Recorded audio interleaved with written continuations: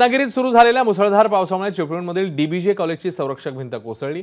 या दुर्घटनेमध्ये महाविद्यालयातल्या विद्यार्थ्यांचा मृत्यू झालाय। ओएसिस फर्टिलिटीच्या तज्ञांनी आयव्हीएफ उपचार पद्धतीद्वारे 1 लाखांहून अधिक जोडप्यांना मातृत्व प्राप्तीचा आनंद दिला आहे। मोफत अपॉइंटमेंट बुक करण्यासाठी आजच संपर्क साधा। विद्यार्थी बेपत्ता असल्याचं लक्षात आल्यावर शोधाशोध सुरू झाली आणि त्यानंतर मातीच्या ढिगाऱ्याखाली त्याचा मृतदेह सापडला। सुशांत घाणेकर असं मृत विद्यार्थ्याचं नाव आहे आणि तो मूळचा खेडचा रहिवासी होता।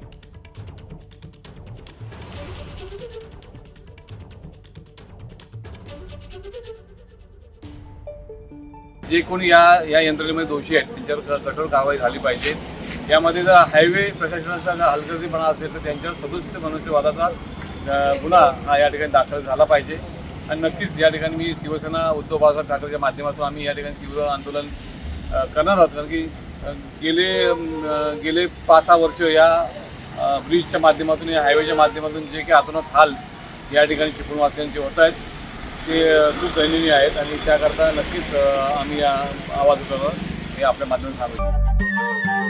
नमस्कार। मन शुद्ध तुझं ही वेगळ्याच प्रकारची मालिका तुम्हा सगळ्यांना खूप आवडली होती। याचा दुसरा सीझन कधी येणार अशी विचारणा झाली। प्रतीक्षा संपली आहे मित्रांनो, येतोय मन शुद्ध तुझंचा दुसरा सीझन। होई मन शुद्ध